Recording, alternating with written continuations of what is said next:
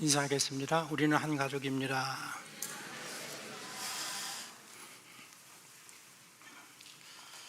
오늘은 팔복의 세 번째 시간으로 온유한 자에 대한 말씀입니다.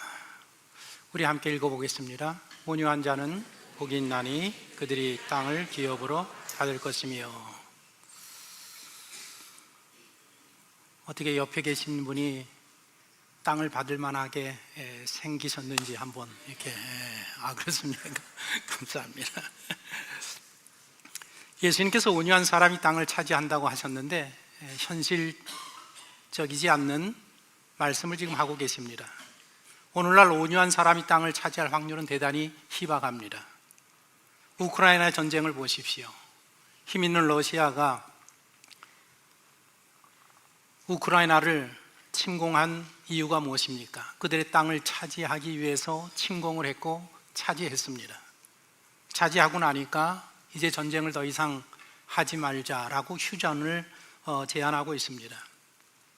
현실에서 땅을 차지하는 사람들은 불의한 사람들, 힘 있는 사람들, 권력 있는 사람들, 아니면 부모로부터 재산을 상속받은 사람들, 물질적인 능력이 있는 사람들이 차지를 합니다. 온유한 사람이 땅을 차지하는 일은 이 세상에서 극히 드문 예입니다. 그러면 예수님께서 우리에게 허튼 말씀을 하시느냐? 예수님은 절대로 허튼 말을 하시는 분이 아니십니다. 진리만을 이야기하시는 분이십니다. 이 마태복음을 우리가 지금 마태복음의 산상수훈 가운데 팔복의 말씀을 한 주 한 주 저희들이 함께 생각하고 있는데, 마태복음은 유대인들을 대상으로 쓰여진 그런 복음서라고 알려져 있습니다. 유대인들은 어려서부터 토라, 모세오경, 창세기, 출애굽기, 레위기, 민수기, 신명기 5개의 성경을 전부 암송할 정도로 중요하게 여기는 그런 민족입니다.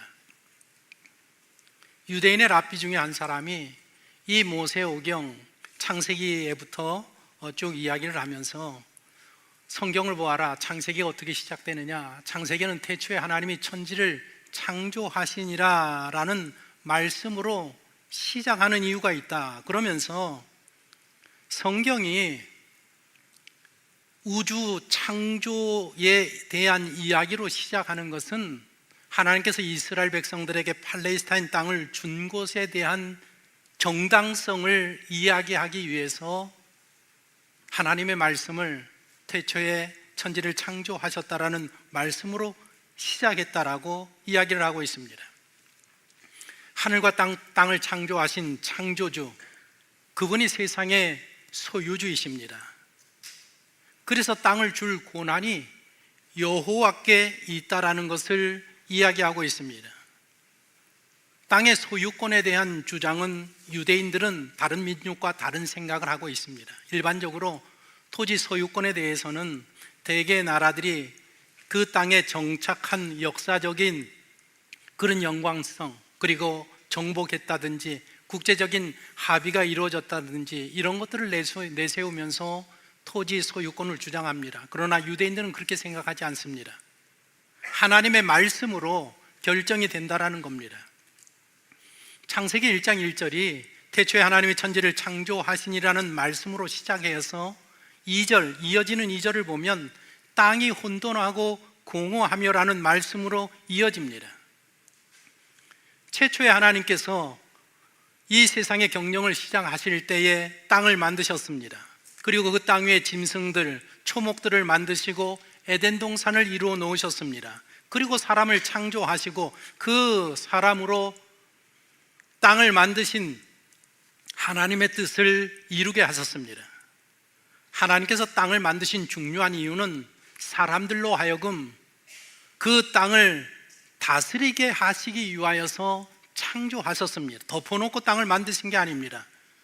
땅 위에 사람을 두시면서 사람들에게 뭐라고 말씀하셨는가? 생육하고 번성하여 땅에 충만하라, 땅을 정복하라. 바다의 물고기와 하늘의 새와 땅에 움직이는 모든 생물을 다스리라고 하셨습니다. 사람으로 하여금 땅에 있는 모든 생물을 다스리게 하시기 위하여서 우리 사람들에게는 특별히 사고할 수 있는 능력, 생각하는 이성의 능력을 허락하셨습니다. 영혼의 기능을 주셨습니다. 왜 그렇게 지으셨느냐? 사람이 이 땅에서 생육하고 번성하고 충만해져서 땅을 정복하고 다스려 나가는 가운데에 이 땅 위에 하나님의 영광이 가득하게 하기 위하여서 우리로 하여금 그런 창조물이 되게 하셨습니다. 이것이 하나님께서 땅을 창조하신 본래의 목적이었습니다. 그렇다고 하면 이 땅을 누구에게 주어야 되겠습니까? 당연히 하나님의 영광을 드러낼 수 있는 사람들에게 주셔야 합니다. 주님이 말씀하고 계신 이 믿음 안에서 온유한 사람이 차지해야 합니다. 그런데 우리의 현실을 보십시오. 그렇지 못합니다. 왜냐하면 범죄가 일어났기 때문입니다. 최초의 사람이 범죄함으로 자신에게 주어진 그 특권을 상실하고 말았습니다. 창세기 3장 말씀을 보십시오. 땅은 너로 말미암아 저주를 받고 너는 내 평생에 수고하여야 그 소산을 먹으리라. 땅이 내게 가시덤불과 엉겅퀴를 낼 것이라. 내가 먹을 것은 밭의 채소인즉 내가 흙으로 돌아갈 때까지 얼굴에 땀을 흘려야 먹을 것을 먹으리니 내가 그것에서 취함을 입었음이라. 너는 흙이니 흙으로 돌아갈 것이니라 하시니라. 사람들에게 이런 비극이 발생했습니다. 사람이 행복하게 살도록 만들어진 땅이 오히려 사람의 생존을 방해하는 일이 발생하고 말았습니다. 사람들에게 수고를 더하게 하기 위해서 땅이 가시덤불을 내고 엉겅퀴를 내게 되었습니다. 요즘 같은 여름철에 농사하시는 분들은 잡초와의 전쟁이라는 그런 이야기를 합니다. 농사를 지으려면 이 잡초가 무성하게 나와서 얼마나 힘든지 모릅니다. 그런데 원래는 그렇지 않았다라는 겁니다. 하나님의 계획에 없었던 일입니다. 사람은 먹고 사는 것에 염려 없이 살면서 이 땅을 정복하고 다스리면서 이 땅 위에서 거룩한 하나님의 나라를 건설하는 것이 하나님의 원래 계획이었었습니다. 그런데 사람이 죄로 인하여서 이제는 먹고 사는 일에 치이게 되었습니다. 하나님의 일을 돌아볼 여유가 없는 그런 삶을 살게 되었습니다. 그저 생존을 위해서 사는 인생으로 전락하고 말았습니다. 바로 이것이 범죄의 결과입니다. 지난 한 주 어떻게 사셨습니까? 얼마나 땀 흘리면서 수고한 삶을 사셨습니까? 그런데 하나님의 영광을 위한 삶이었었습니까? 그렇지 않지 않습니까? 그저 우리 삶의 생존을 위하여서 먹고 사는 일 때문에 땀을 흘리고 수고하는 그런 삶이 전부였었단 말입니다. 그렇게 살다가 결국에는 흙으로 돌아가는 인생이 바로 우리의 인생입니다. 아담이 평생 땀 흘려 일하는 동안에 사람들은 서로 죽고 죽이는 그런 일을 계속했습니다. 그렇게 살라고 땅을 만드신 것이 아닙니다. 다른 사람의 피를 흘리면서 땅을 차지하게 만드신 것이 아닙니다. 지금 인류의 역사는 하나님의 뜻과는 너무 위배된 그런 역사의 길을 걷고 있습니다. 그런 역사에서는 힘 있는 자, 포악한 자, 정복자들이 땅을 차지해 나가는 것이 현실입니다. 그렇다면 하나님께서 그런 일을 승인하고 계시는가? 그렇지는 않은 것입니다. 예수님께서 제자들에게 지금 말씀하시지 않습니까? 온유한 자는 복이 있나니 그들이 땅을 기업으로 받을 것이며, 현재 현실이 우리의 삶이 그렇게 돌아갈지라도 결국에는 하나님의 목적과 경륜에 따라서 온유한 자가 땅을 기업으로 받게 될 것이라는 말씀을 선언하고 있습니다. 온유가 무엇입니까? 우리나라 성경은 따뜻할 온자와 부드러울 유자를 써서 온유라고 번역을 하고 있습니다. 히브리어로는 아나브라고 하고 헬라어로는 프라우스라고 하는데, 이 프라우스라는 말에는 세 가지 의미가 있습니다. 사람이 열병에 걸려서 그 열이 막 오르다가 치료되어서 그 열이 가라앉은 상태를 프라우스, 온유라고 이야기합니다. 두 번째로는 어디선가 상쾌한 바람이 부는 그런 상태를 프라우스라고 하고, 세 번째로는 사나운 짐승을 훈련시켜서 아주 온유한 짐승으로 길들여진 상태를 뜻하는 단어가 프라우스입니다. 예수님께서 말씀하시는 온유의 의미는 이 세 번째의 의미가 담겨져 있습니다. 예수님의 말씀을 보십시오. 온유한 자는 복이 있나니 그들이 땅을 기업으로 받을 것이며, 온유한 자가 되라는 말씀이 아니합니다. 너희는 이미 복을 받은 자들이다. 너희는 이미 온유한 자들이다. 그래서 앞으로 땅을 기업으로 상속받을 자라는 것을 말씀하고 계십니다. 아담이 범죄로 인하여서 에덴 동산에서 쫓겨나지 않았습니까? 그 이후에 성경의 스토리를 보면 땅을 약속받은 사람이 나타나는데 그 사람이 누군가 하면 바로 아브라함입니다. 유대인들은 이 아브라함을 대단히 중요하게 여깁니다. 유대인들은 우리가 지금 함께 이야기하고 있는 이 성경 창세기의 말씀을 어떻게 구분하는가 하면, 제일 중요한 창세기의 제일 중요한 성경이 1장에서 11장입니다. 우리가 요즘 성경 일독 성경반에서 공부를 시작했습니다. 오늘 우리가 오늘도 모여서 공부를 하는데, 성경 구약 성경 39권에 대한 것들을 공부를 쭉 하는데, 제일 중요한 성경, 아니 66권에서 제일 중요한 성경이 창세기 1장에서 11장 내용입니다. 그래서 이 창세기 1장에서 11장까지는 3주에 걸쳐서 우리가 공부하고 있습니다. 유대인들은, 특별히 유대인의 그 학자들, 랍비들은 창세기 1장에서 11장까지 등장하는 이 네 가지 이야기에 주목을 하고 있습니다. 어떤 이야기인가? 아담과 하와의 이야기가 나오고, 가인과 아벨의 이야기가 나오고, 노아 홍수의 이야기가 나오고, 그리고 마지막 바벨탑 이야기가 나옵니다. 이 네 가지 이야기는 하나님과 인간과의 관계, 그 관계 속에서 사람들이 어떻게 성숙되어져 가느냐, 하나님과의 관계 속에서 어떻게 그 사상이, 생각이 성숙되어져 가느냐를 이야기하는 사건들이라고 이야기하고 있습니다. 아담과 하와는 개인적인 책임을 묻는 것이고, 가인과 아벨은 도덕적인 책임, 그리고 노아는 집단적인 책임, 그 다음에 바벨탑 사건은 우리 인간의 존재적인 책임에 대한 내용으로 그렇게 해석을 하고 있습니다.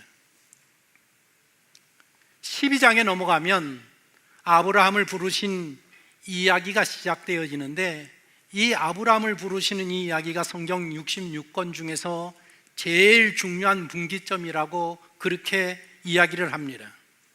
아브라함 이전의 이 네 가지 스토리를 보면 모든 인간이 하나님이 주신 그 책임을 회피하고 그 책임을 이루어내는데 실패했다라는 것입니다. 아담은 개인적인 책임에 실패했고, 가인은 도덕적인 책임에 실패했고, 노아는 집단적인 책임에 실패를 했고, 바벨탑 사건은 인간이 존재론적인 책임에서 실패한 사건이라고 그렇게 해석을 합니다. 그런데 이 모든 책임을 받아들이고 이루어낸 사람이 누군가? 바로 아브라함이라는 것입니다. 아브라함은 성경에서 새로운 인간의 유형을 소개합니다. 온유한 사람의 전형을 보여주고 있다는 것입니다. 하나님의 부르심에 응답을 합니다. 하나님이 말씀하시면 즉각적으로 행동합니다. 늘 하나님의 뜻을 의식하면서 살아갑니다.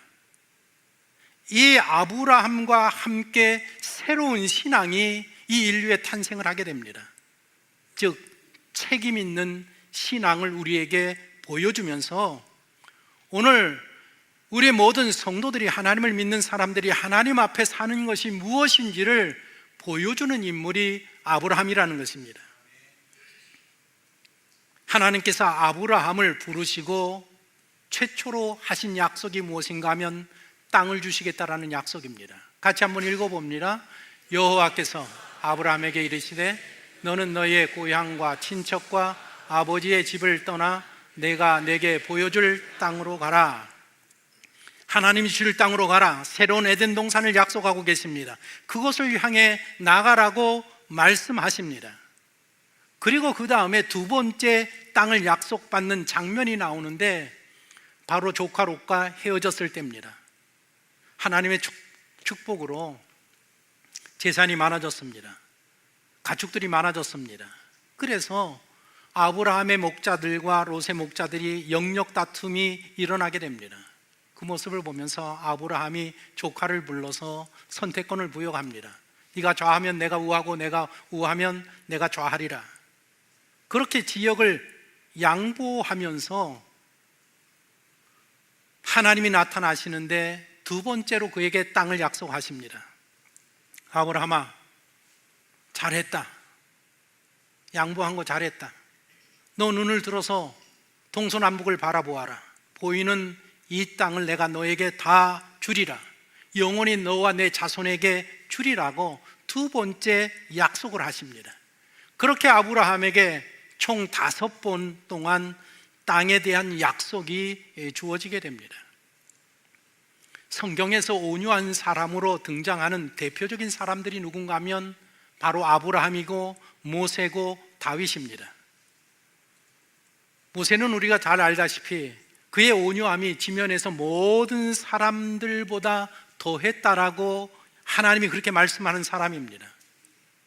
아브라함과 모세와 다윗 이 세 사람의 공통적인 특징이 무엇인가 하면 바로 하나님으로부터 땅을 약속받은 사람들이라는 것입니다. 그리고 이 세 사람들은 그 땅을 차지하기 위해서, 그 땅에 하나님의 나라를 건설하기 위해서 오랫동안 훈련받고 연단받은 사람들이라는 것입니다. 그들은 억울한 일을 당해도 어떤 역경과 시련 속에서도 하나님의 주권을 늘 인정하고 하나님이 공의의 심판자가 되어주시기를 바라면서 하나님을 의지하며 살았던 인물들입니다. 예수님께서 온유한 자는 복이 있나니 그들이 땅을 기업으로 받을 것이며 라는 이 말씀을 하실 때에 예수님은 당신이 지금 무슨 말씀을 하고 계시는지 잘 알고 계셨습니다. 예수님이 뭐라고 말씀하셨습니까? 나는 마음이 온유하고 겸손하니 나의 멍에를 메고 내게 배우라고 사람들에게, 제자들에게 이야기하지 않았습니까? 예수님은 온유한 자가 땅을 차지한다라는 이 말씀을 하실 때에 그 온유함이 무슨 의미인지를 잘 알고 계셨고 그것을 몸소 체험하시고 실천하신 분이십니다. 예수님의 수제자로 늘 예수님 옆에 있었던 베드로는 예수님의 일생을 바라보면서 마지막에 어떤 말씀을 했는가? 예수님은 이런 분이라고 했습니다. 욕을 당하시되 맞대 욕하지 아니하시고 고난을 당하시되 위협하지 아니하시고 오직 공의로 심판하시는 이에게 부탁하시는 그런 예수님이라고 예수님에 대해서 소개를 했습니다. 우리 사람들은 인생이 평화로울 때는 그 사람의 심적인 상태를 식별하기가 어렵습니다. 그런데 일단 환난이 닥치고 곤란함이 닥치고 압박이 생기면 그 사람이 어떤 사람인지 다 드러나게 되어 있습니다.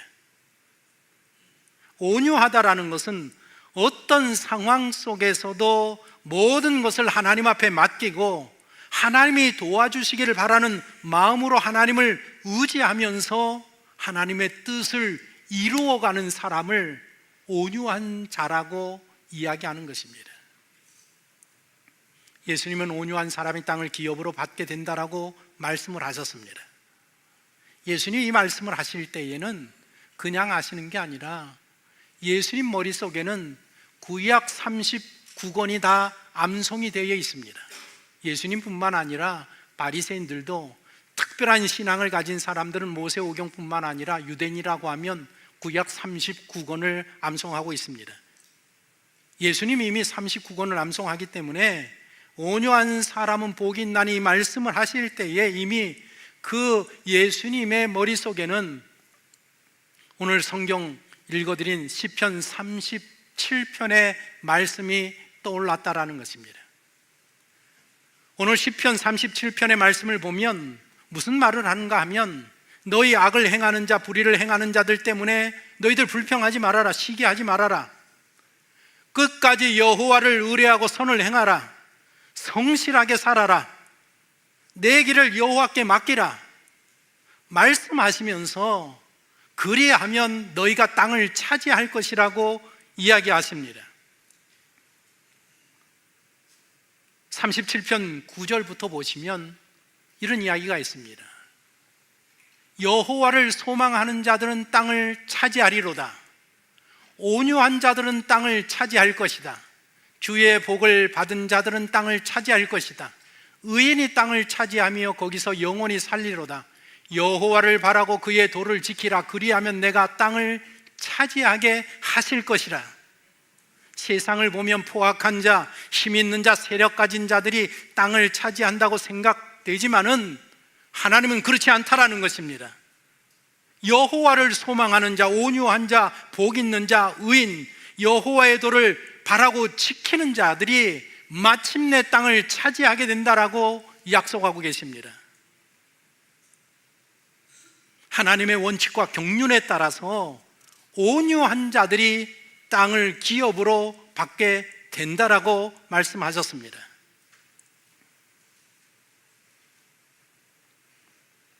하지만 현재 이 세상은 죄로 인하여서 이 세상이 정상적인 상태가 아닙니다. 비정상적인 상태에 놓여 있습니다. 왜냐하면 사단이 왕노릇을 하고 악한 자들이 좌지우지하는 그런 세상에 우리가 지금 놓여 살고 있습니다. 그렇지만 모든 것이 정상으로 회복되는 날이 이르게 됩니다. 그날까지는 하나님의 나라 백성들이 비정상적인 세상에 살면서 고난을 받을 수밖에 없습니다. 아니, 하나님의 자녀들 뿐만 아니라 하나님이 창조하신 모든 피조물들이 지금 함께 고난을 당하고 있는 중이라고 했습니다. 그래서 고통 가운데 있는 이 세상 모든 만물 피조물들도 하루속히 믿음의 사람들, 온유한 자들이 등장하여서, 대거 등장하여서 하나님의 나라를 이 땅에 빨리 건설해 주셔서 하나님의 회복함이 속히 이르기를 간절히 고대하고 있는 중이라고 사도 바울이 그의 성경에서 기록을 하고 있습니다. 로마서 8장을 보십시오. 인간이 얼마나 엄청난 죄를 지었는지 보십시오. 같이 한번 읽어보십시다. 피조물이 고대한 바는 하나님의 아들들이 나타나는 것이니 피조물이 허무한 데 굴복하는 것은 자기의 뜻이 아니요 오직 굴복하게 하시는 이로 말미암음이라. 그 바라는 것은 피조물도 썩어짐의 종노릇한 데서 해방되어 하나님의 자녀들의 영광의 자유에 이르는 것이니라. 고통을 겪고 있는 것을 우리가 아느니라. 요즘 지구가 몸살을 앓고 있다는 말을 많이 듣지 않습니까? 기후재앙이라고 말하는 이야기를 많이 듣지 않습니까? 이상기온이라고 이야기를 많이 듣지 않습니까? 일부 과학자들은 인류가 생존할 수 있는 기한이 70년밖에 남지 않았다라는 이야기를 하면서 이 70년 안에 이 기후 문제를 해결하지 못하면 인류는 멸망할 것이다. 계속해서 화성에 우주선을 띄우는 이유가 무엇입니까? 타락한 인간들이 지구를 살려내지 못할 것이라는 확신 때문에 우리는 빨리 그곳에 가서 새로운 인류를 건설해야 된다 그래서 계속해서 지금 우주선을 보내고 있지 않습니까? 오늘날 인간의 범죄가 인간만 불행하게 만든 게 아니라 하나님이 창조하신 모든 피조물들이 고통을 당하고 있단 말입니다. 사람이 원래 죽는 것이 하나님의 계획이 아니었었습니다. 그것처럼 모든 만물, 모든 피조물들이 마지막에 죽는 것이 하나님의 계획이 아니었었단 말입니다. 영원히 사는 그날을 우리가 사모하는 것처럼 하나님이 창조하신 모든 피조물이 속히 영원히 살 수 있는 그 주님이 오시기를 이 세상에 하나님의 나라가 빨리 세워지기를, 믿음의 사람들이 대거 등장하여서 하나님의 뜻을 이루어지기를 지금 모든 피조물이 간절하게 애타게 기다리고 있다는 것입니다. 하나님은 땅을 창조하신 본래의 목적을 반드시 이루어십니다. 그런데 누구를 통해서 이루시는가? 구원받은 하나님의 백성들, 온유한 자들을 통하여서 이루신다는 것입니다.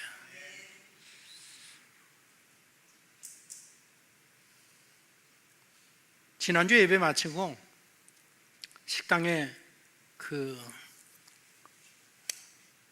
식사하러 내려갔더니 권사님들이 이렇게 세 분 앉아 계셔서 제가 이렇게 빈자리에 이렇게 보고 권사님들 가서 이렇게 같이 앉아서 식사를 했더니 권사님 한 분은 다른 자리로 옮겨가시고 권사님 왜 옮겨가세요? 목사님 부담돼 가지고 식사를 못 하겠어요. 한 분은 빨리 끝내시고 한 분은 어쩔 수 없이 저하고 식사를 아주 힘들게 하셨습니다. 그러시면서 목사님 오늘 설교가 너무 재밌었습니다. 뭐가 재밌었습니까? 그랬더니 주룰루라는 여인에 대한 이야기가 너무 재밌었다고. 그러셨습니까? 감사합니다. 권사님에게서 설교가 재밌다라는 건 처음 들어가지고 제가 그 유혹을 뿌리치지 못하고 오늘 또 다른 여인에 대한 소개를 하려고 합니다. 한국 개학의 여성에 왕제덕이라는 여인이 있었습니다. 이 여인은 저기 보이는 저 여인인데 황해도에서 1858년에 출생하신, 황해도 신천군 서호마을에서 출생하신 여인입니다. 이 아버지는 초시벼슬을 한 아버지로 그래도 양반 가문의 둘째 딸로 출생을 했는데 오빠가 일찍 죽어서 무남동녀로 성장을 하게 됩니다. 옛날에는 여인에게 글을 가르치지 않았기 때문에 글을 배우지 못했고 그 대신 바느질을 잘하고 부엌일과 농촌일을 아주 잘하는 그런 여인이었습니다. 18살에 이웃에 몰락한 양반가의 이영식이라는 남자와 혼인을 하게 됩니다. 그런데 29살이 되었을 때에 이 남편이 갑작스럽게 너무나 일찍 세상을 떠나서 3남매를 홀로 키우게 됐습니다. 사진에서 본 이 왕제덕이라는 여인이 얼마나 악착같이 돈을 벌었는가 하면, 벼를 추수하면 그냥 벼를 파는 게 아니라 그 벼를 다 이구지구 가지고 진남포로 운반을 하여서 정미소에 가서 그 정미기계로 그 백미로 만들어서 그 백미로 만든 쌀들을 평양 등지 도회지로 가서 그 쌀들을 팔아서 돈을 벌었습니다. 돈이 들어오는 대로 땅을 사들였습니다. 큰 농장을 경영하게 됩니다. 땅을 살 때 비옥한 토지는 땅이 비싸니까 그 싼 황무지들을 사서 그것을 직접 개간해서 옥토로 만들면서 거부가 됩니다. 이분의 좌우명이 무엇인가 하면 적은 것을 아껴서 크게 쓰는 것입니다. 진흙탕에 박힌 파달 한 알이 진흙탕에 이렇게 박혀 있으면 그것을 끄집어낼 정도로, 그리고 자동차 싹을 아끼기 위해서 빈 달구지를 얻어 타면서 화장이라고는 평생에 한 번도 하지 아니하면서 그렇게 악착같이 돈을 모았습니다. 즐겨 쓰던 말이 이 말이랍니다. 항심이 있어야 항산이 있다. 항상 늘 마음이 늘 그 동일해야 그 큰 부자가 될 수 있다라는 그런 이야기입니다. 남편이 죽을 때에 남편에게서 물려받은 땅이 300석 지기의 땅입니다. 그 당시로 3만 원 정도의 가치를 가지고 있는 유산을 물려받았는데 30년 만에 만석지기의 땅을 갖게 됩니다. 50만 원의 재산에 해당하는 그런 거부가 됩니다. 마다들이 있었는데, 승조라는 마다들이 있었는데 이 마다들이 김구 선생님, 안중근 선생님과 교분을 가지면서 나라를 위해서 이 훌륭한 일들을 하다가 안중근 의사의 그 문제로 인하여서, 터지는 문제로 인하여서 체포당하고 옥살이 중에 그 심한 고문 후유증으로 이 아들이 30살에 죽고 맙니다. 그의 딸 정서라는 딸은 안중근 의사의 친동생 되는 안증근과 결혼을 해서 살다가 안중근 의사의 문제 때문에 이 조선에서 살 수가 없어서 만주로 피신하여서 그 만주에서 아주 고달픈 인생을 삽니다. 이 어머니의 마음이 어떻겠습니까? 돈이 아무리 많아도 딸과 함께 살 수 없고, 딸도 만주에 가서 볼 때에 그 돈을 주면서 도움을 줄 수밖에 없는 그런 형편에서 살았습니다. 이 여인이 62살 되었을 때에 자선사업가로 우리나라에서 알려지기 시작합니다. 운영이 곤란한 지방 학교들을 도와주기 시작합니다. 그러면서 조선 이 전체를 다니면서 그 다음에 만주, 시베리아, 중국 등지를 여행하면서 농업 실태를 살펴보기 시작합니다. 더불어서 도산 안창호 선생님, 남강 이수은, 춘원 이광수 같은 성각자들과 교류를 가지면서 이 머리가 생각이 깨게 됩니다. 우리나라가 일제 탄압에서 어떻게 이 민족이 살아남을 수 있겠는가 생각해 보니까 농업밖에 없다. 그래서 그 마음 가운데 농민학교를 세워야 되겠다라는, 그것만이 우리나라가 살 길이라는 것을 생각하면서 농민학교를 세우게 됩니다.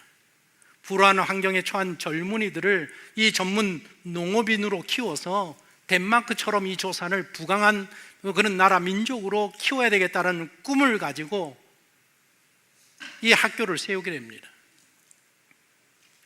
71살 되었을 때에 자기 고향 서홀이 그 마을, 자기가 가지고 있는 10만 평의 땅을 희사하고 1만 원을 내어서 신천 농민학교를 설립하게 됩니다. 조선 최초로 여성 개인의 힘으로 농민학교를 세운 분이 바로 이분입니다. 땅을 내놓고 1만 원을 희사해서 학교를 세웠을 뿐만 아니라 그 다음에는 6만 원을 기부하고 매년 4천 원에서 5천 원을 기부하면서 학교를 운영합니다. 그리고 77살이 되었을 때는 자기의 전 재산 12만 원을 다 출연해서 재단 법인을 설립을 하게 됩니다. 그리고 은천교회라고, 동네 은천교회라고, 이분은 원래 천주교인인데 교회를 세운다고 하니까 은천교회 모든 건축비 전체 6천 원을 헌금해서 교회를 세우게 됩니다. 천주교에서 말이 많습니다. 아니 어떻게 천주교인이 교회를 세울 수 있느냐, 천주교에 헌신을 해야 되는데, 그랬더니 어르신이 무슨 말씀을 하는가 하면, 천주교이든지 개신교든지 무슨 상관이 있느냐, 우리는 하나님을 믿고 예수님을 믿는 사람인데, 그러면서 당당하게 교회를 77살에 세우고 자택에서 별세를 하게 됩니다.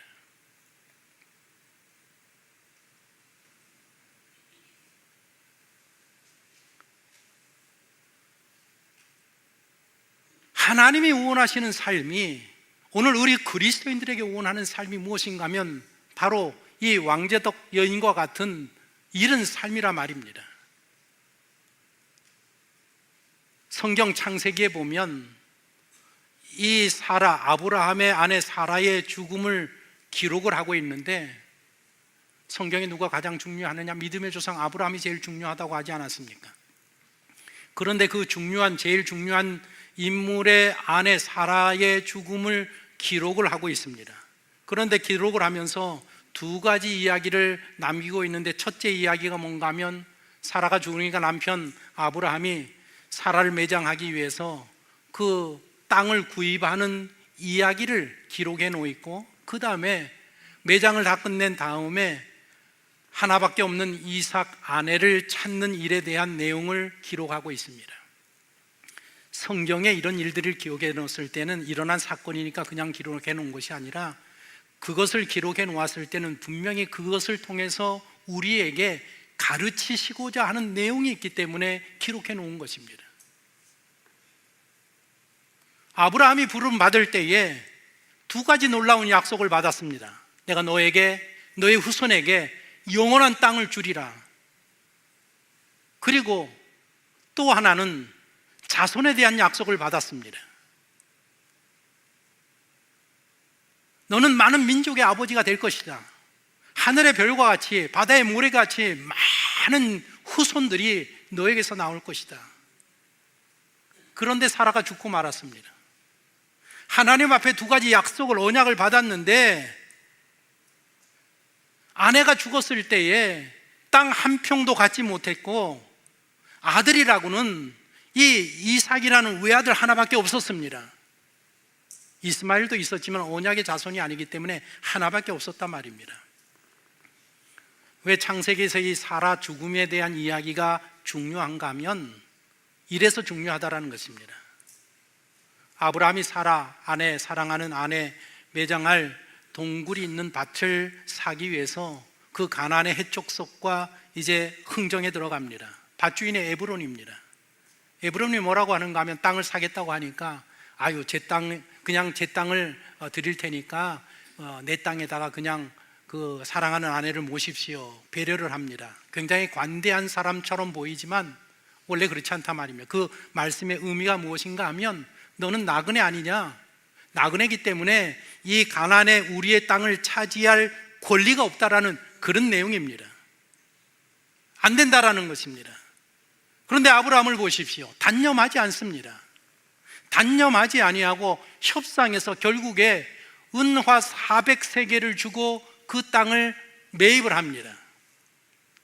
400세겔이면 쉬운 말로 바가지도 그런 바가지를 쓴 게 없습니다. 얼마 되지 않는 돈을 주면 살 수 있는 땅을 어마어마한 돈을 주고 그 땅을 샀단 말입니다. 그리고 그 소유권을 잃어버리지 아니하기 위해서 법적인 절차를 거쳐가지고 아브라함의 땅이라는 소유 등록증을 갖게 됩니다. 이게 아브라함이 땅을 갖게 된 최초의 이야기입니다. 사라가 죽었을 때 아들 이삭의 나이가 37에서 40 정도로 우리가 보고 있습니다. 하나님 분명히 약속했습니다. 무슨 약속을 했느냐? 너희 후손이 하늘의 별처럼 땅에 모래처럼 많아질 것이다. 그런데 아내가 죽었는데 남겨진 것은 이삭 하나, 외아들 하나밖에 없었단 말입니다. 그래서 며느리를 구하기 위해서 나이 많은 아브라함이 자기의 종을 이 하란으로 보냅니다. 거기서 리브가를 만나게 됩니다. 리브가를 데려와야 되는데 그의 오빠 라반이라는 오빠가 쉽게 내어주지 않습니다. 많은 금을 내놓고 많은 은을 내놓고 많은 의복을 내놓으면서 많은 이 재물을 가지고 리브가를 놓고 이 라반과 서로 이렇게 거래를 하면서 결국에는 힘들게 리브가를 아내로 데리고 온단 말입니다. 그래서 이삭의 아내가 됩니다. 이 이야기를 사라가 죽고 난 다음에 굳이 성경에 기록해 놓았단 말입니다. 왜 기록해 놓았을까? 아브라함은 분명히 약속을 받았습니다. 하나님 앞에 너는 땅을 갖게 될 것이다. 엄청난 땅을 갖게 될 것이다. 너는 셀 수 없는 많은 자녀를 갖게 될 것이다. 그런데 그의 인생 가운데에 이런 일이 단기간에 갑자기 쉽게 일어나지 않는다라는 것입니다. 너의 노력 없이는 하나님의 약속이 이루어질 수 없다라는 것을 이야기하고 있습니다.